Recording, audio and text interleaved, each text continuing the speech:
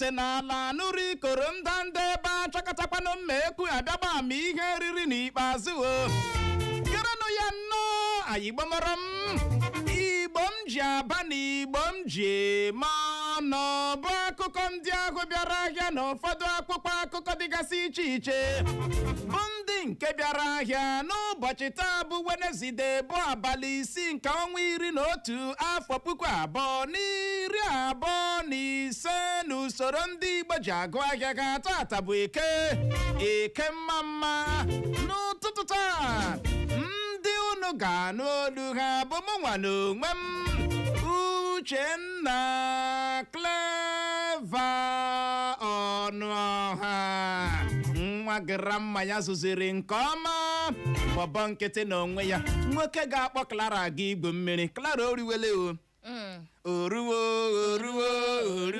girigingim oruwo uche gosi m na ibu ebelebe ga-egbu that day oruwo o nwere bọsa m gara aga zụọ m ga-eji egbu ya bụ mmiri bọsa na-amị amị oke ị gara zụọ bọsa ezubekwana nke mụa bọsa o nwere ka m si hụ that thing no you will not understand o nwere ka m si hụ ya ebe ekowere ya n'umbrella isi uche m bachiri isuruzie bọsa ma jarazi akwa n'olu jara na I am working towards that.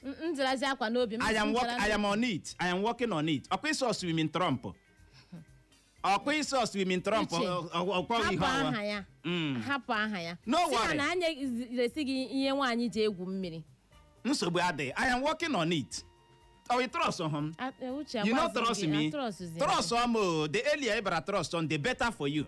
Mana otu ihe doro anya bụ na n'ụbọchị Saturday na-abịa abịa we go dey pose, we go dey dengere, we go dey pose, we go dey waka kukere, we go dey pose. Anyị ga-egwu mmiri nwaanyị ọma. Akịmakwa ekwesịkwara ime ndị agha ebe anyị ga-aga ka ha dịkwa awe ka ha pịwụ na ha si anyị na ojibe ahụ ejula.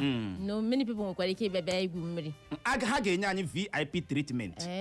VIP treatment. You know? Mụ na ga egwu mmiri guzie mmiri ọfụma ụbọchị niile abụcha ya akpụkpọ akụkọ Vanguard. Enwekwara ike mgbe ahụ kwa anyị gara igwu mmemme atọ gị tụfee gị the other side.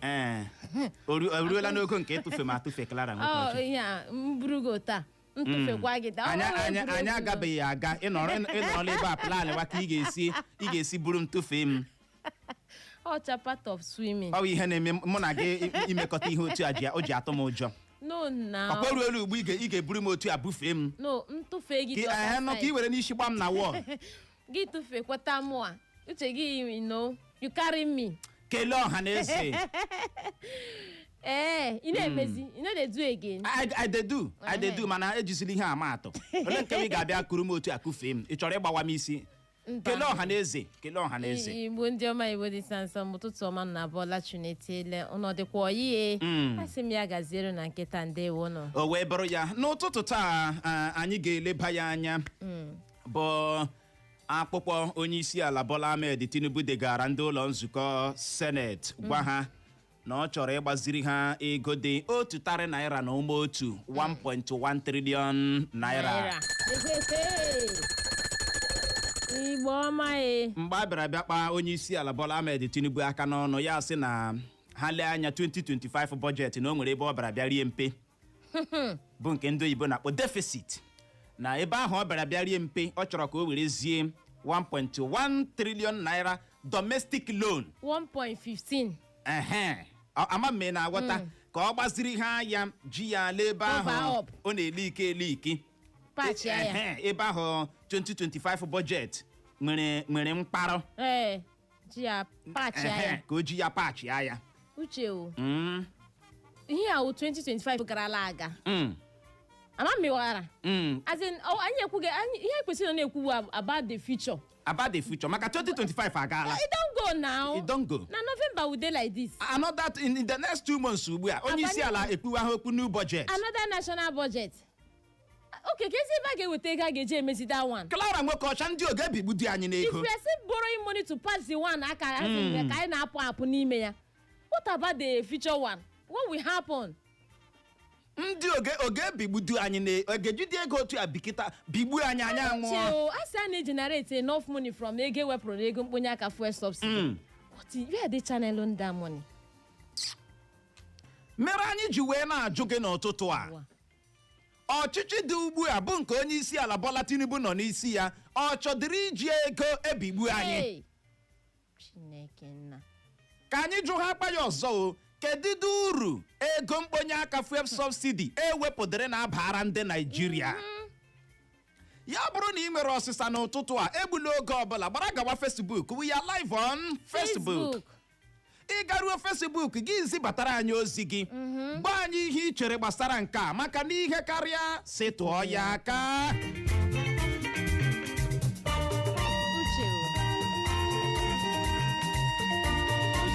ọ dị egwu nwaanyị ọma igwebekwa ha na-ewere akpụ ụkwụ m zụtara gị ngwanụ ka a na-emekwa ka m jọsụ ka m ya emegi izi ya o I'm trying. I will tell them now you do the rush things and you never thank me. Don't worry, I will thank you. Program abụọ m ekele gị. Ị kwesịrị ịhụta ọdịnamma obodo anyị bụ Naịjirịa dịka ihe ka dị oke mkpa karịa ndọrọ ndọrọ ọchịchị ka otu pati APC gbara Peter Obi bụ akụkọ mbụ anyị hụrụ n'akwụkwọ akụkọ Vanguard na ya bụ otu akwụkwọ akụkọ Vanguard ka anyị hụkwara akụkọ a bụ nke kwuru na votu ndị mmadụ bụzi ihe na-enweghị uru ọ bara na ntụliaka elu ala anyị bụ Naịjirịa ka otu jikọtara ndị ọrụ ala anyị bụ NLC kwuru mba China adọnyere na ala anyị ukwu n'iyi egwu Trump yiri ịwakpo ala anyị bụ Naịjirịa osote onye isi ala bụ Kashim Shettima agaala mba Brazil ịga nọchite anya ala anyị bụ Naịjirịa n'otu ọgbakọ ọwụ akpọrọ United Nations Climate Change Conference bụ akụkọ ọzọ anyị hụrụ n'akwụkwọ akụkọ Vanguard na ya bụ otu akwụkwọ akụkọ Vanguard ka anyị hụkwara akụkọ a bụ nke kwuru na Tinubu edegarala ndị ụlọ nzukọ seneti akwụkwọ na-achọ ịgbaziri ha ego dị otu tari naira na ụma otu 1.1 trillion naira iji mezuo ego atụmatụ mkpata na mmefu nke afọ a bụ 2025 budget. Otu pati APC ejirila azịza zakọrọcha mmeri na ntụliaka elu kansụl ime obodo emere na steeti Niger bụ akụkọ na-ada na wao n'akwụkwọ akụkọ Vanguard na ya bụ otu akwụkwọ akụkọ Vanguard ka anyị hụkwara akụkọ a bụ nke kwuru na ndị ọrụ DSS achụọla ndị ọrụ ha dị 115 115 officers ha n'ihi ịnụpụ isi n'iwu. Ndị na-achị nama awakpola otu obodo na steeti Benue gbuo mmadụ 4 gbim ozu ha dọrọ ma merụọ ọtụtụ ndị mmadụ ahụ bụ akụkọ ọzọ anyị hụrụ n'akwụkwọ akụkọ Vanguard na ya bụ otu akwụkwọ akụkọ Vanguard ka anyị hụkwara akụkọ a bụ nke kwuru na anyị emezuchala ihe niile ASUU chọrọ ka ọchịchị etiti kwuru. Igirigi. Are you serious? Ya bụ ọchịchị etiti federal gọọmenti apụtala kwuo na ha emezuchala literally ihe niile ASUU chọrọ. Ihe niile ASUU si ha mere gịnị mere ha. Mere ha ji ihe egwu ịga mfanye aka n'ụkwụ na onweghịzi ebe ASUU ga-ejide aka ugbu a na nke ikpeazụ a na-ekwu na ha na-aga gịnị mfanye aka n'ụkpọ. Ka anyị bụ nke ahụ n'ọnụ nwaanyị ọma ndị na-achị na ma awakpola ha otu obodo na steeti Benue gbuo mmadụ 4 gbim ozu ha dọrọ ma merụọ ọtụtụ ndị mmadụ ahụ. Akwa nọ steeti Haizentalia ọ wụrụ ya nọ ịma ụdịrị ihe dị otu a mewa ha ndị Naijiria tagwa Trump. Trump where are you? Trump where are you? bịakene egbuwe ha na akwa ịhụ na ma ebe asa ikpe m ekpere ọ dị egwu hapụ ka anyị gaa n'ọzọ. Ndị ọrụ DSS achọla ndị ọrụ ha dị 115 officers n'ihi ịnụpụ isi n'iwu. Uche 115 ọ karịrị akarị. Chineke mee ọ karịrị akarị mana ha kpa ha agwa si chụọ ya bụrụ na ndị uwe ojii ha ga-eboro leave from ndị DSS fine akpa ha agwa si mee gịnị chụọ ha ọ dị mkpa ọ dị mkpa maka na ọtụtụ ndị uwe ojii a ha emebọọla ndị uwe ojii ọtụtụ ndị DSS emebọọkwala ndị DSS emebọọla ha ndị DSS agwara m gị eziokwu 115 emebọọla ha ya mgbe elu bụ ala ọsa ọrụ ndị uwe ojii bụ ọrụ ị na-arụ ya o nwere respect eziokwu o nwere ugwu mpa ya wee policeman nwa ọfịsa bịa dabi gị kwanụ a na-emekwa ọfịsa Sean respect aka nri gịnị aka ekpe mana ka ihe sikwuru ugbu a n'obodo anyị bụ Naijiria ịpụtasị ịwụ nwa ọfịsa ndị mmadụ arọgbuo gị n'anya ndị mmadụ elewe anya ma ị na-ada aparị maka na n'uche ha ụmụ ndị uwe ojii na-ada aparị allegedly ama m ị na-agwọta ọfọ niile a na-akwa ha ndị nke a na-anọ n'ụzọ na-ana ego a na-ekwupụ sị na ịdị na-ana ndị mmadụ ego ọnọgwụ na konstitushọn Naijiria ndị uwe ojii na-ego ọtụtụ ndị uwe ojii aka akpa kachie ntị na-ana ya bụrụzie right ha ịdị na-ana ego n'okporo ụzọ ịma asị mmọnwụ gaghị ụzọ ya eri ihe ọ na-asọ nsọ agwọ na-eme ihe o ji bụrụ agwọ ụmụaka ewere ya mee gịnị kenkọ disrespect here and there ebe ndị uwe ojii dị n'ihi adịghị akpa agwa ka ndị uwe ojii ejide ntị anụ si nna gị wụ gịnị nakwu na ahụ na ihe ndị ọma dị o ndị ọma ndị uwe ojii ndị ọma ya dị ndị ka ọma inweta ha gị mara na ọrụ ndị uwe ojii dị mma ọrụ ndị uwe ojii amaka ọ dị egwu ịhụnanụ ya ụnụ anụ ha akwala ya ọzọ n'akwụkwọ akụkọ Vanguard na Tinubu edegarala ndị ụlọ nzukọ seneti akwụkwọ na-achọ ịgbaziri ha ego dị otu tari naira na ụma otu 1.1 trillion naira iji mezuo ego atụmatụ mkpata na mmefu nke afọ a bụ 2025 budget. Ihe a bụ isiokwu anyị ga-atụle anyị ga-eleba anya n'ụtụtụ a n'ihi ị ga-agbara ọsọ gaa na Facebook chọwa Eco FM ISIOKWU kliki ịkpam follow kiriwe anyị ebe ahụ o nwekwara link anyị sendere na comment section kliki link ahụ followa new page anyị oge na-adịghị anya anyị ga-akpafe na new page ahụ. Osote onye isi ala Naijiria bụ Kashim Shettima agaala mba Brazil ịga nọchite anya ala anyị bụ Naijiria n'otu ọgbakọ ọwa kpọrọ United Nations Climate Change Conference. Clara ya na-aga onye isi ala na-aga nsogbu adị. Keep traveling. I say the program ga-amalite echi na-abịa abịa. Ya ga yesterday. It's okay. Ọ dị egwu. Mba China ga n'ihu nwaanyị ọma. Mba China n'ọnụ ya nọ ha dọnyere n'ala anyị ukwu n'ihi egwu Trump yiri ịwakpala anyị bụ Nigeria. Uche I hope ya sukwe ha ga-eme accept our people to be coming into their country. Ihe akwụkwọ ajụjụ m na-ajụ. Uche ọ dịkwa ka anyị ga-aga mee akwụkwọ mba China. Mba China apụtala gosi ndonye ukwu ha sọpọtụ ụlọ ọchịchị onye isi ala Tinubu. Uche, why the no go support us? You know say the city go do their language compulsory. Anya aswade Jin Ching Kong. Uche, deny how. You know? Can well, be like say go do. Echiela ha mba America, serious warning. China. Serious warning. Na ha zere Nigeria o. Nigeria always sovereign country. Ha dakwala, bịa na amaja ha. For what? So when we go to consider na ndị aga support anyị Uche akwetara. No dey fear again. We no dey fear.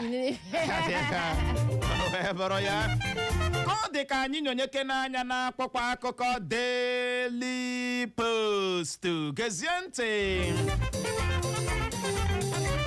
Okwu Trump kwuru bụ oke ihe iyi egwu nye ịdị n'otu Naijiria ka a kachiburu ala anyị n'oge ndị agha bụ Abdulsalami kwuru bụ akụkọ mbụ anyị hụrụ n'akwụkwọ akụkọ Daily Post. Na ya bụ otu akwụkwọ akụkọ Daily Post ka anyị hụkwara akụkọ a bụ nke kwuru na kwụsị dị na-aṅụrị ọṅụ n'ihi aka mgbachere ala anyị bụ Naijiria n'ihu ka otu pati APC na steeti Lagos gbara Peter Obi. Onye isi ala Tinubu eburula abụ ekele ha ka gịnị bugara gọvanọ steeti Bayelsa bụ Kedudi maka nsonyere o sonyere otu pati APC. onweghị iwu machibidoro mụ na ụmụ ndị nke nwoke iso aga mba ndị ọzọ ka Wike kwuru bụ akụkọ ọzọ anyị hụrụ n'akwụkwọ akụkọ Daily Post. na ya bụ otu akwụkwọ akụkọ Daily Post ka anyị hụkwara akụkọ a bụ nke kwuru na ndị uwe ojii steeti Edo anwụchiela otu nwaanyị ọwụ aha ya bụ Chioma Success Adeniken maka iji aka ya tọrọ onwe ya ma napụta di ya nde naira 5 bụ 5 million naira. Mba China adọọla mba Amerịka aka na ntị gbasara itinye ọnụ n'okwu gbasatara Naịjirịa bụ akụkọ ọzọ anyị hụrụ n'akwụkwọ akụkọ Daily Post. na ya bụ otu akwụkwọ akụkọ Daily Post ka anyị hụkwara akụkọ a bụ nke kwuru na Tinubu na-achọ igbaziriha ego dị otu tari naira na ụma otu 1.1 trillion naira. Mgbakeri ala Tinubu na-agbakeri ịfanye enweghị nchekwa ala anyị bụ Naịjirịa dịka ọkụ ọ na-amị gị ọbara n'ahụ ka otu pati APC na steeti Lagos gwara Peter Obi bụ akụkọ na-ada tọrọbọlọ n'akwụkwọ akụkọ Daily Post.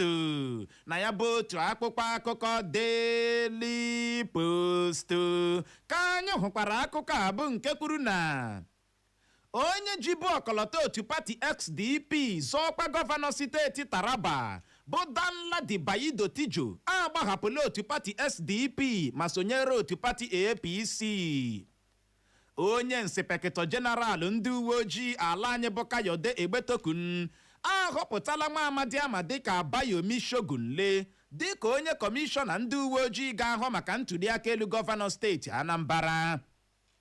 ndị ọkpa egbe bandit awakpola otu obodo na steeti Plateau gbuo otu onye ọrụ ugbo ozu ya dọrọ bụ akụkọ na-ada azịgbakpa n'akwụkwọ akụkọ Daily Post.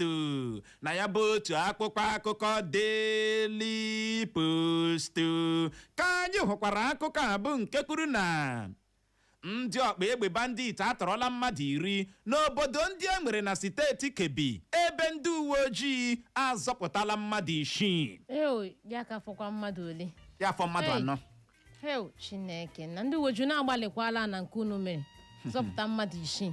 akụkọ a na-anụ mgbe ọbụla n'obodo anyị abụ gịnị Naịjirịa atọrọla egbuola lee na steeti Plateau egbuola otu onye ọrụ ugbo ebe a mekwara n'ụlọ ọtụtụ n'ime ha na-ekwezi aga ọrụ ugbo. otu ihe anyị bakwara bịa notisie na nso nso a bụ na ndị agha ala anyị na ndị uwe ojii etinyekwa n'uchu n'ọrụ ha. ihe ị ga-anụkwa bụ ndị uwe ojii anwụchiela ha agbagbuola ya bụrụ Trump gịnị effect. The fear of Trump is the beginning of wisdom. ebidola ha gbakeriwazi ala. All hands must be on decks. ịma a na-ekwu ya o nwere ndị na-anaghị aghọtacha ya bụ ihe nwere ọnọdụ enweghị nchekwa n'obodo anyị abụ gịnị Naịjirịa ka esi egbu ndị mmadụ ọ karịala too much. ya bụ ihe ruola n'ogo nke na-ekwesịrị itipụra ya mkpu n'obodo anyị a. There is insecurity here and there. etige ndị mmadụ etinyela anya ma ụkwụ ma anwụọla ma efuola m.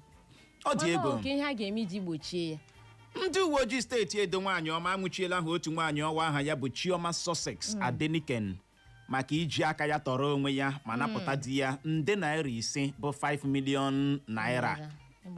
ịgbalịala ịnọ Chioma, thank you so much. You try ka anyị kọrọ gị mgbịrịgba.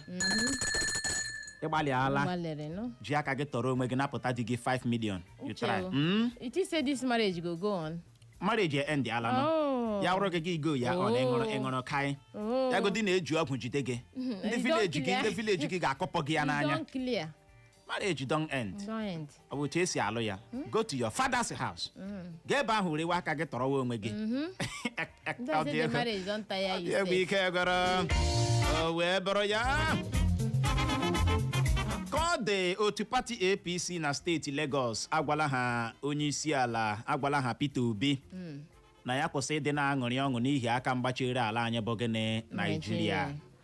ịma mgbe Trump bịara kwuo ihe o kwuru ndị Naịjirịa ọtụtụ n'ime ha ihe ga-anụ abọrọ bịa risi Peter Obi bịa risi Peter Obi ya kwuo n'okwu no ya kwuo n'okwu Peter Obi ọ bụ onye isi ala ya kwuo n'okwu ruru ugbu a ya agba nkịtị ya kwuo n'okwu ozugbo Peter Obi na-ekwu okwu ya bụrụ na ị na-efolo ya na Facebook a minute kpam thousands of likes shares ka nkọ comments ka nkọ anọ na-eche nwa nke mmesio ka okwu rena ọmọkere si hụnanị ya Peter Obi agbala nkịtị gịnị mere ọ na-achọghị ikwu okwu ya mepee ọnụ kwuo okwu ya mepee ọnụ kwuo okwu dịcha nnọkọ Peter Obi kwuo okwu eweta ogbugbo ozugbo ọ na-ekwu okwu ahụ abịa ịnụnụ bịa tụkiriwe ya bụ okwu otu pati APC na steeti Lagos asị ya na ọ na-aṅụrị ọṅụ n'ihe isi ike dakwasara Naịjirịa na ya aṅụrị na ịgba onye isi ala Tinubu na-eti n'ọchịchị ọ na-amị ya ọbara n'ahụ bịa riside ịgba anyị ahụghị onye na-aka ịgba ma ya fọdụ ịgba bịa riside ịgba kwa ego a na-eji ebigbu anyị Uche mana onye bịara taa biri ego echi ga-abịa biri ego gịnị ebinyekwa ka na-akakpọ obi uche ihe m na-achọ ịma ihe nyere ndị amụrụ ala eji na-ebinye ego anyị ka na-ebinye o kwesịrị ọ na-eme m obi ọjọọ ike gbọrọ naanị la akwụkwọ akụkọ Punch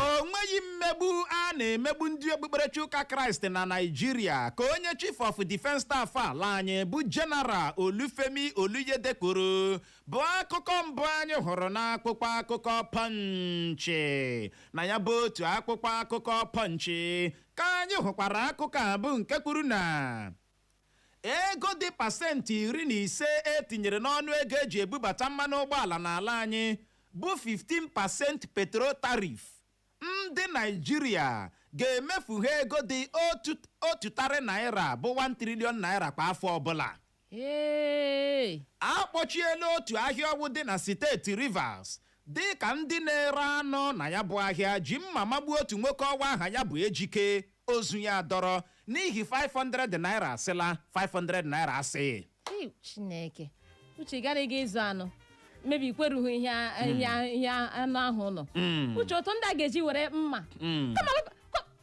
a na-eji anga isi aga ebe a na-ere anụ ihe ọ bụla e kwuru zụrụ ị na-achọghị ịzụ jiri nwayọọ mma ha na-eme otu a ịma adịla ahụ yusi igbu ihe ọbụla na-egbu mma ha na-eme otu chom ya aka gị aha dịka anụ nye ha mana nwada nwoke ọchaklara ịnụ na ya n'ụtụtụ a 15% tarif asị na abịara gbakwunye n'ego eji eme mmanụ ụgbọala import ebubata mmanụ ụgbọala n'ala anyị ndị analyst ndị na-eme ihe analyze emeela ka o doo ndị Naịjirịa anya that anyị kwesịrị ịdị ready maka na anyị ga-atụwa ha ego ọzọ anyị ga-atụ 1 trillion naira anyị ga-agbakwunye na nke anyị na-atụ n'ego mkponye aka fuel subsidy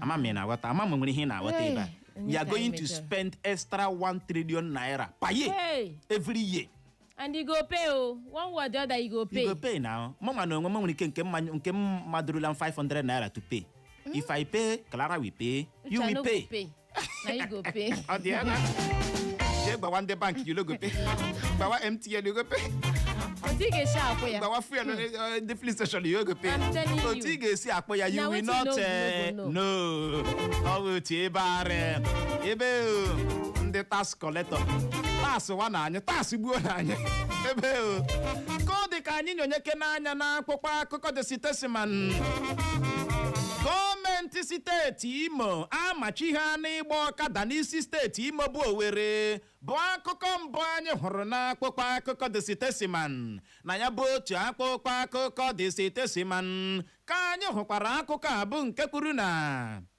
gọọmenti steeti Imo na-achọ ka emee agụmakwụkwọ praịmarị na nke sekọndịrị ka ọ bụrụ ihe efu anwụchiela otu nwoke ọwụ maka izu ekwentị 17 na mmemme gọvanọ steeti Bayelsa bụ Kedudi ji wụbanye n'otu pati APC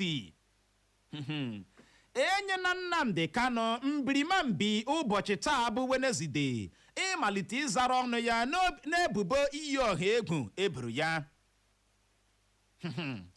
olu mmadụ gbara n'anwụ na soshal midia egosila amụma a na-ama igbu Showore igirigi Showore asị audio bịara leak olu mmadụ ahụrụ na social media ọ ga-awụ WhatsApp bịara na-egosi amụma a na-ama plan a na-ama igbu Sowore na steeti Lagos. They want to kill him. They want to buy him. Uche onye ji na-achọ ya achọ nụ. Ọ dị ego. Ka ọ dị nwaanyị ọma, gọọmenti steeti Imo achọrọ inye ha free education. Primary and secondary. Primary and secondary. But okwu ime ihe nọ na ya. Mgbe a na-akpọ ụgwọ gịnị kedu ihe ahụrụ na klaasị ndị bi? Ọ na-adị mma ka ebe onwe anyị gịnị eziokwu. Mgbe a na-akpọ ụgwọ ego na-abata site na ya bụ akpụkpọ. Kedu ihe ahụtara na klaasị ndị bi? Ọwa ụlọ akwụkwọ dị mma a na-ahụ na village ka ọ gịnị? Uche. Kedudi mfatụ na-agala ebe ahụ abịa ego. Nke a uchere obi mụ na n'oge dị a. Please and please. Ama m na-aghọta. Ọ dị ego. Uche maka ndị na-agba ọkada. Amachikwa n'ịgba ọkada n'ime Owerri. Ị na-agbakwala biko gbakwa ya na ebe na-awụ ime Owerri. Ejide gị. Ga-eburu ya bata ime Owerri gị ejide gị. Ọkada gị alago. Biko ama m sọ ọkada ha zuru oke ọnụ. Biko agbakwala n'ime Owerri. Ka ọ dị Igbo mụrụ nze ma ọzọ bụ n'ebe a ka anyị ga-enye ya rịkọm iji hụ ohere je ṅụrụ otu mmiri ma kpacha akpịrị ya bụrụ ma anyị lọghachi unu manụ ka anyị si eme ya anyị ga-abịa nnọọ leba ya anya bụ ego onyeisiala Bola Tinubu chọrọ ịgbaziri ha 1.1 trillion naira. Anyị wee na-ajụ gị sị gịnị ka ị nwere ikwu gbasara nke a? Gaa na Facebook zibatara anyị ozi anyị na-alọghachi na nwa mgbe nta agagharịkwala Celebration of life. Now when them still they breathe the air. The real celebration of life is not a burial. It is now when our grandparents are still alive. The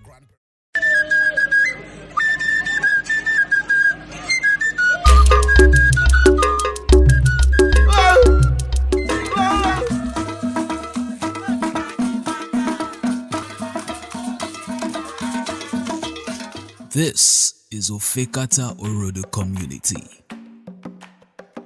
Cuddle in nature's embrace. From the sky, its beauty stretches wide. Serene landscape, lush greenery, and a windy path that whispers stories of old. Ofekata Orodo is not just a place on the map. It is a heartbeat, a heritage, a people proud of their land. And today, it opens its arm to a contest that stirs excitement, mystery, and the promise of discovery, the Ojezirobodo search.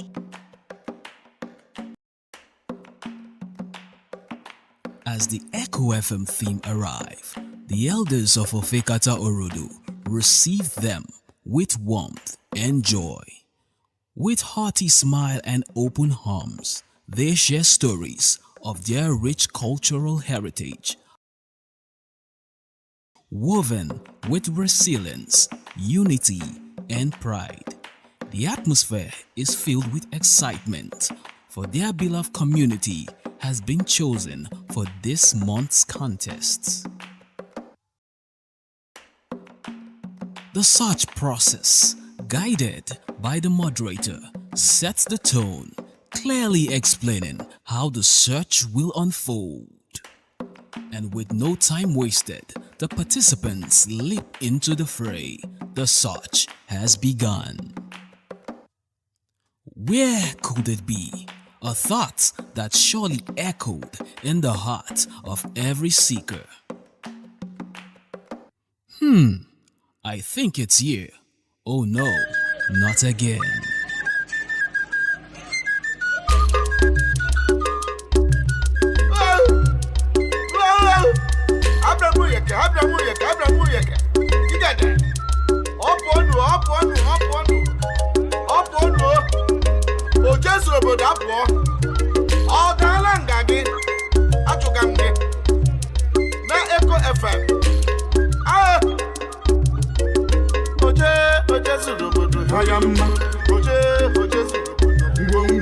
Oje anyi apụọla oje ya yọsam oje suru oje ndị nwụya oje ndị bịara bịa oje ya yọsa gị oje ya yọsam oje anyi apụọla oje suru oje ya gawa oje Ojezuru mba ayamma Ojezuru n'Imo State ayamma Ojezuru mbali. Along the way, they encounter broken school buildings and poor road network, a reminder of challenges that still calls for attention. As each second tick by, every movement becomes critical. Every step, every decision matters. Where could it be? I must find it. I must see it. The tension build, the search intensify, yet no one backs down. Each participant stays the course, eyes fixed on the ultimate goal. After moments of anticipation, a contestant finally uncover the Ojezuru treasure.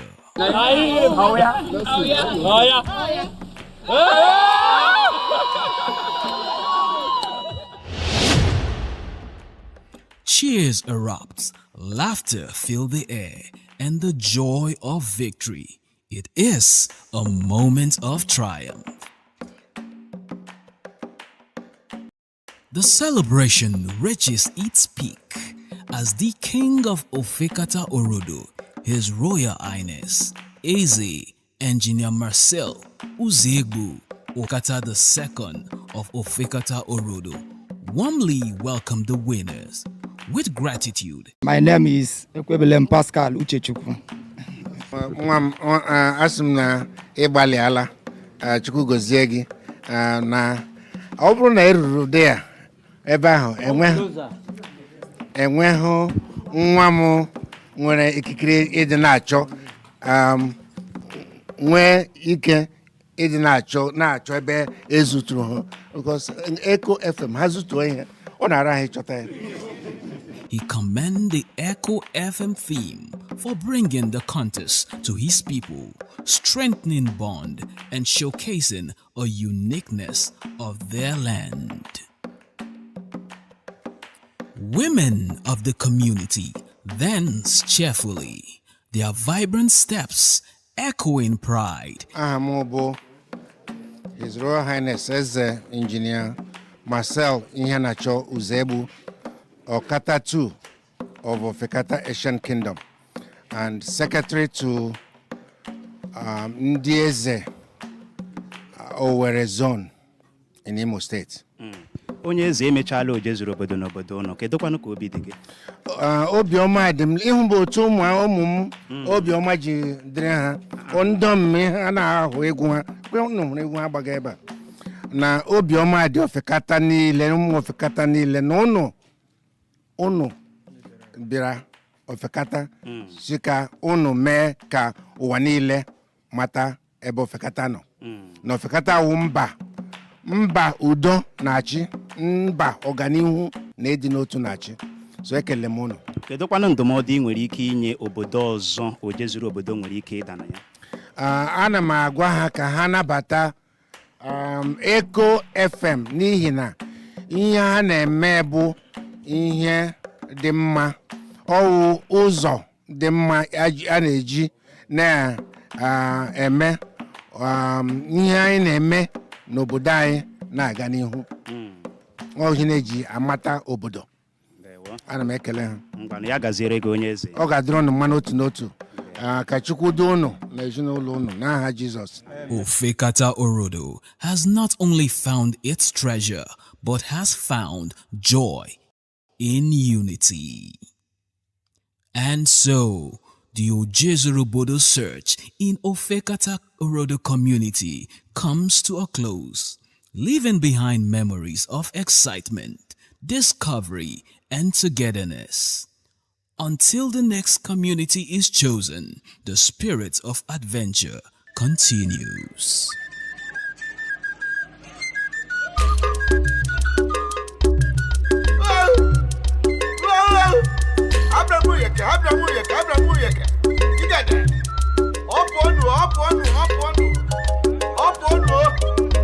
Ojezuru obodo apụọ ọ gaala nga gị achụga m gị na Echo FM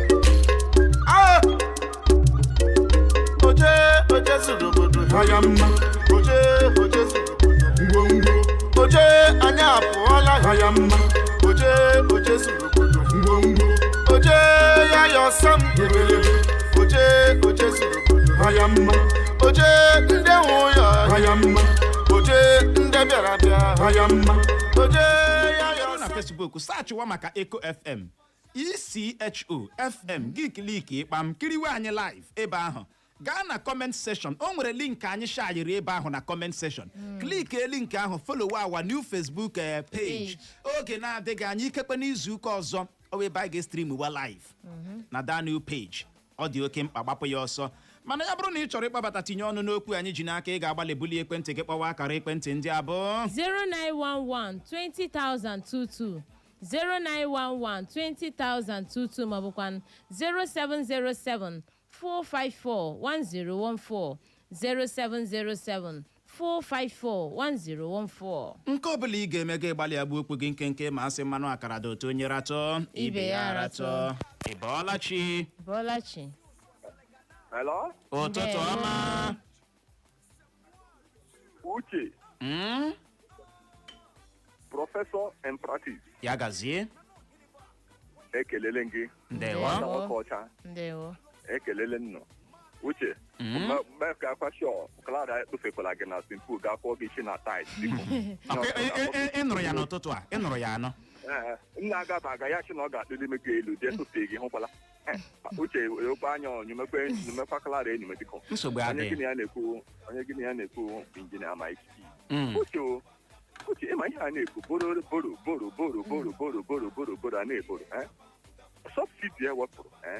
Achị na-ewepụla elebe ego subsidy ahụ ihe ajụjụ dị mkpa a ga-ajụ federal gọọmenti achịeri ya ma ndị owere anyị isi wepụrụ subsidy ihe bege na-ebe onye rere nkịta zu enwe ịmara na ihe mmiri ihe nkatụ ka nụkwa ya kama ihe ọchị na-ewepụrụ subsidy anyị ahụ ga-let them return the subsidy back ịma Tinubu aka na ya na-achịrị fuel ya nọ ga-achị gị subsidy is gone that is agbagbule subsidy ịhụla n'ihe mege boro biko ha kwụsị boro a na-eme boro is too much one day na ahụ na-erere anyị efụkwana ya hụ na ihe boro ha na-eme one day ha this allocation a na-ewepụtara anyị Uchenna Kilebe enweghị m chere ukwu n'obi m one day wepụ allocation ma wachela everybody nọ na Nigeria ka elu onye ọbụla allocation nọ na steeti chi ya otu ọ ga-ama mma ịghọtara ọ ga-amaka so that ego a na-eke anyị esorokwa nhari ya gajire ndewo ya gaziere gị nọ na Facebook anyị ozi akala nkụ ebe ahụ na nke a si n'aka kedu ebe aha gị ahụ gara Comrade Daniel ọsọ ụtụtụ ọma Uche na Clara ọsọ Uche ha nwadomere our problem okay na aghọta ọsị nsogbu anyị nwere ebe ndị ndu anyị dị Daniel Uche ọha domere ọkwa ya ọsị nsogbu anyị nwere ebe ndị ndu anyị dị bụ na ha na-ebu ụzọ ha mesụcha ihe ebido chewe echiche ha mechie ihe ugbu a ha ebido chewazie gịnị echiche ọsị Chineke nyere anyị aka ya gaziere gị nọ ezigbote oyi Comrade Daniel Uche ọha domere gaa n'ihu Clara na nke a si n'aka Eluwa Freedom ọsọ ụtụtụ ọma Uche na Clara ndị ihe tụrụ anya n'aka gọọmenti jupụtara na nrụrụ aka ọ sị onye ofu ihe ka ndị a bụ n'obi bụ gịnị ịnọ na-amaburu ego anyị ahụ na nke gị Pastor Wisdom anọsi ike isi ọba azụ mbịara zibata ozi gị so ụtụtụ ọma Uche Clever na Clara nwoke ọcha n'ihu n'otu ihe onye isi ala Bola Tinubu ma agbụchala iboro boro bụkwanụ nke na-akpọ ọnọdụ akụnụba ala anyị aka ọjọọ o wee na-ajụsị which way Nigeria ọ dị ego ịbọọlachi dịka ị ga-agbalị kpọghachi ọ n'ebe ahụ n'ụtụtụ a ịdị njikere gị kpọghachie ịbọọlachi Uche na bọọdụ ụtụtụ ọma Clara ụwa mana gị mma makwara gị onye gị na-ekwu bụ Reverend Ike Iwu Eshim Ụmajala asụ nke dị na Owerri West na-akpọ ndewo ya rere gị mma Uche nne m ihe m chere itinye ọnụ bụ ego nwanne nwoke bụ Tinubu na-ebi nwoke ọbịaba ịgbanye egwu ka ọ bụ ibidomanye ndụ Buhari ebuola ebichana ka ya laa domanye n'iji ụgwọ dịonwe ka ya bata idomanye n'iji ụgwọ elebamanụ bịawu eho prezidenti ọ na-echere ndị ọ na-eche echiche ọma nwere na-echewu ibi ego ihe ọjọọ na-arị elu na Naịjirịa, ụbịam na-arị elu na Naịjirịa, agụụ na-egbu ndị mmadụ, kemekwa n'elu ya na-eji ego. A sị na enwe na mpawa a na-achịda Tinubu ya jadu na ọdụ ike ka ndị mana na-achị ya chịa because ha chịgaghị na ọchịchị nchiwu ya na-achịgaghị ndị chịga anwụchacha ọya asam ya na gị na Naịjirịa steeti biko gbaghachi ya were nwayọọ n'ibi ego yetim na ya n'ụgwọ ịgwọ akarịala na Naịjirịa ka anyị kiripụta ume ndụ cheme echiche ka anyị chega ka gị nọ eche echiche iji ụgwọ ndị eche echiche agụụ na ihe ndị ọzọ anyị na-anwụche ọ ga-erela ya uche nne m ụwa ma anaghị mma onye ọma ịbọọlachi ụtụtụ ọma uche kleva na nnọọ ekelere m ndewo biko nke isi na-eluchie nwafọ orogwe wee City of Progress biko prezidenti anyị ihe awụ agba eke ka ha mere ha na ndị House Assembly ọwụhụ naanị ka ejigo ego ọ agba eke ihe mere Abacha mgbe ọ chịchara eja chọpụ ego anyị o buruga na mba dị iche iche ọ ga-eme na kehikpa ihe niile ha na-eme anyị wụ ka anyị mara na kpado onwe anyị maka ihe nna ikwu Kalụ na-agba mbọ ya bụrụ na ya gaa n'ihu ha kwụrụ m anụ ụgwọ ndị enwe ha ji ọ gbasaghị anyị ihe m na-ekwu na ego ndị ọwụ agba eke onye ha mege ha na mmue ha rime ha na ụmụ ha Chineke mere anyị ebere dịkọ nkịnsị Eluchie Chukwu gọzie gị ndewo ya gaziere gị dịkọ nkịnsị Eluchie Clara nwoke ọcha o nwekwara ihe ọ ga-abụ onye isi ala Tinubu wee gaa n'ụlọ nzukọ omeiwu asịgodi no iche oke na-agbọ mara unu a na-ewego ozugbo ya na pass first reading second reading third reading assign ya na o nwekwara ihe na-aga na ya bụ ụlọ nzukọ omeiwu asị mba o with all due respect Mr. President no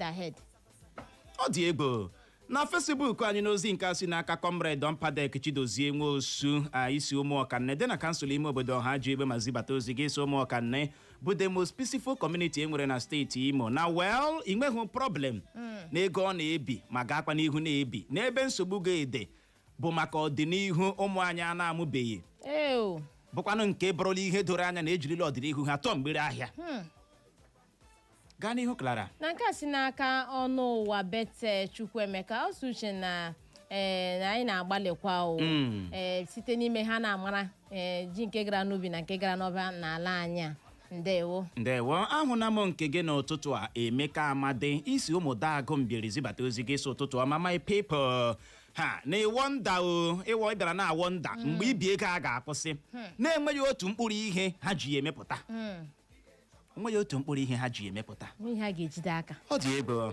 ị ga-agbalị kpọghachie ịbọọlachi Ọgụuche ụtụtụ ọma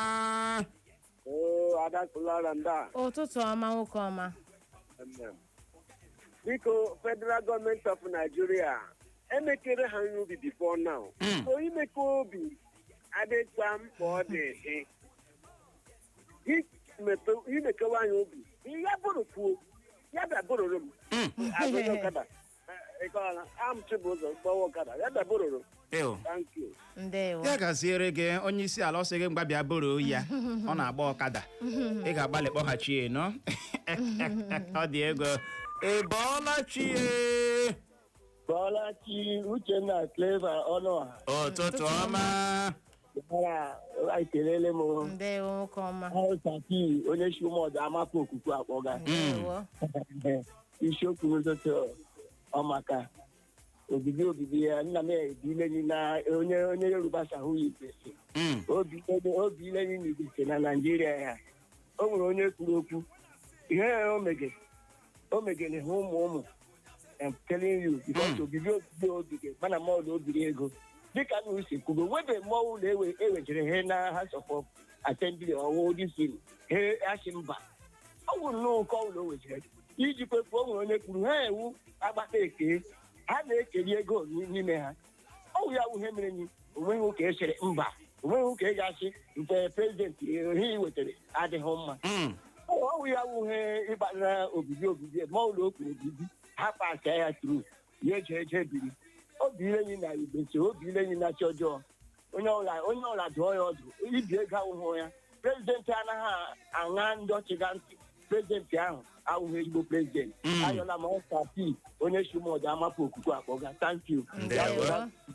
Ya gaziere gị no sapi ọgade chọpam ike agwala nyafụ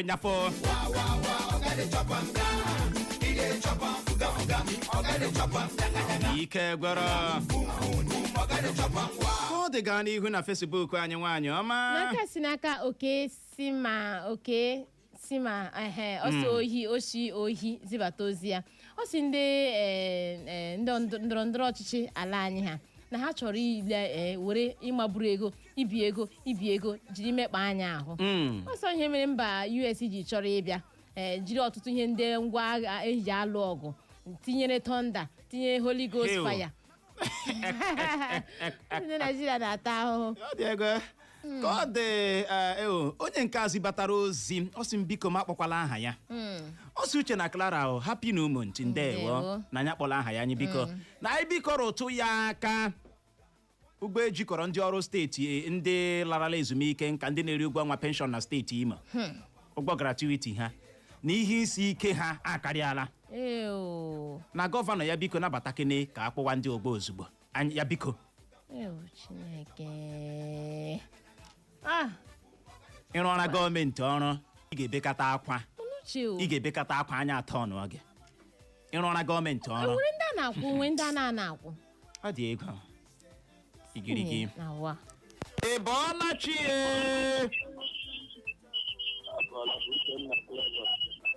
ị ga-agbalịsi n'akụkụ redio gị pụọ geenụ ntị biko ị na-akpọbata na redio be prepared dị gịnị njikere gị welie olu gị elu gị kwuo okwu gịnị ọsọ sikwanụ n'akụkụ redio gị pụọ ọ dị oke mkpa ị bọọla chi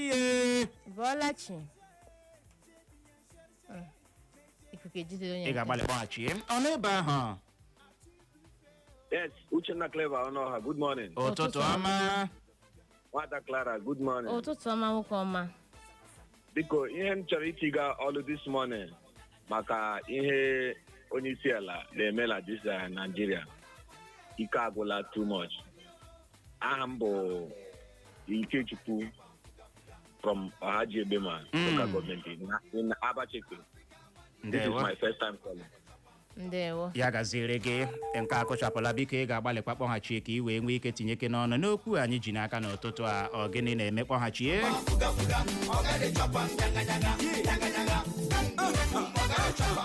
ọ dị egwu ọgadi chọpa ngwa ị bọọla chi Good morning. ụtụtụ ọma Ọmụawụ haiti emetụ ka ahụ ndị nro. Igirigi gaa n'ihu. Ihe m chọrọ ikwu na ibi ego ala ya ọ dịla too much. Onye isi ala Tinubu kemgbe ọ bịara n'ọchịchị a ọ chọrọ iji ego ebigbudo anyị nwawo ndị Naịjirịa.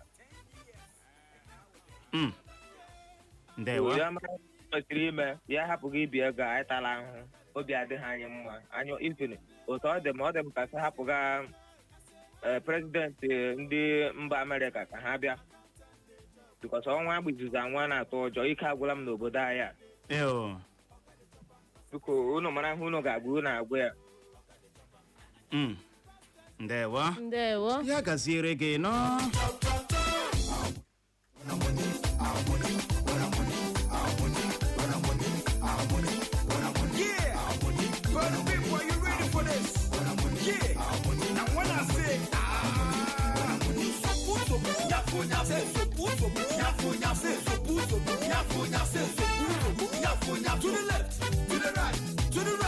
To the left, to the right, Alebi, Ogele, Ikegoro. Ka ọ dị anya ahụ na-ozi gị n'ụtụtụ a Ezinne Love ọsọ ụtụtụ ọma my lovely people Uche nwa Grandma na beautiful Clara na ọ dị unfair ịhapụ onye isi ala Bola Tinubu ka ọ gaa n'ihu na-ebi ego. Ọ sị thank you all na enwe nice day ya gaziere gị nọ nwaanyị ọma ị bọọla chi. Anwụchule Uche na Clara. Anwụchule. Ọwụ m Ochichi ọzọ Christian Chineke. Eshi m ụmụnụmụ ịbapụ dị na ehimemba.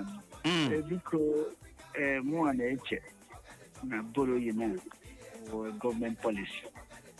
Yes, because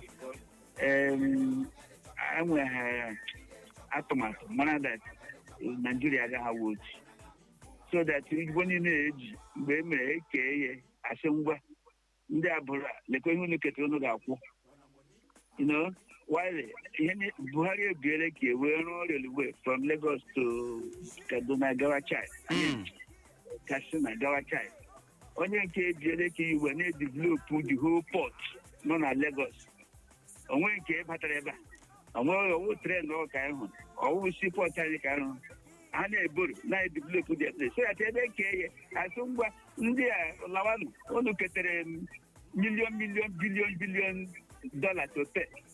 So it's deliberate. Ndewo. Ya gaziere gị otu oku ka anyị nwee ike kpọọ mmadụ n'ekwentị gọrọ ya ọfọ ụbọchị ncheta ọmụmụ ọma. Ị bọọla chi?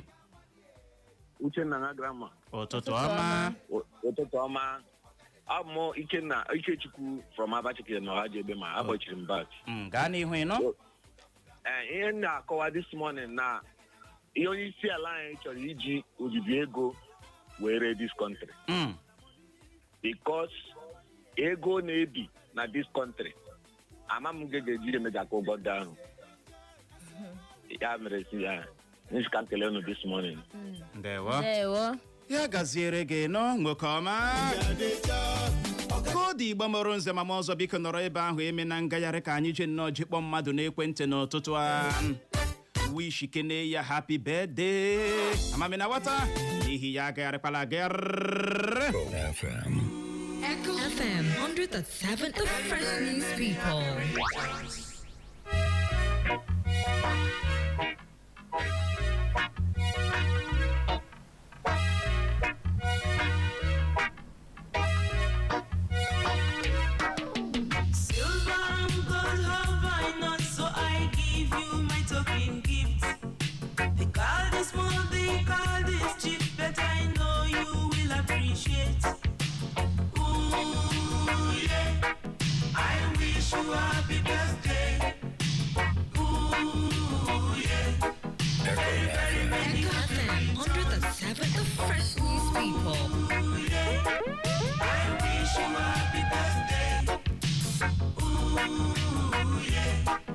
Dị ekwentị onye anyị na-akpọ n'ụtụtụ ebewele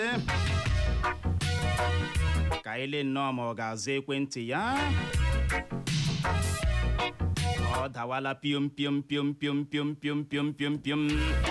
nwoke ọmenyo ọha bụli ekwentị gị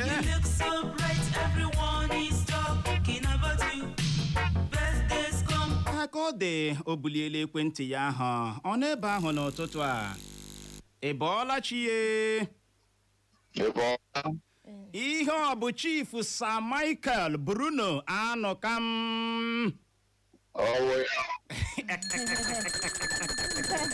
Happy birthday nwoke ọmenyo ọha.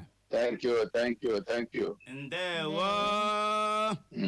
Ime onye si anyị kpọọ gị n'ekwentị wish gị happy birthday. Kelere nọ Oscar. Ọ dị ka ịma ya nke ọma. Mother General. Nwaanyị na-eti eti nwaanyị obiọma nwaanyị. Otu a. Ndewo. Ka ọ dị anọrọ Linda Oscar si kpọọ gị n'ekwentị wish gị happy birthday.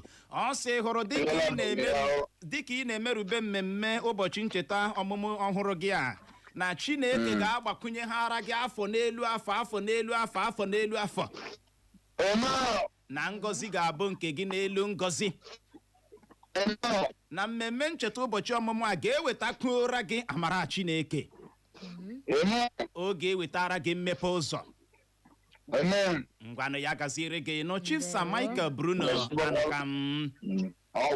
Ndewo. Happy birthday. O wee bụrụ ya bụrụ na ị na-ege ntị ọkwa ime egwu agba ngwanụ ka aka gara gị egwu ọ na-ejigo dị njikere ya bụ nkwa Chief Sir Michael Bruno Anokam ya gaziele nkwa yọrịa ya n'udo.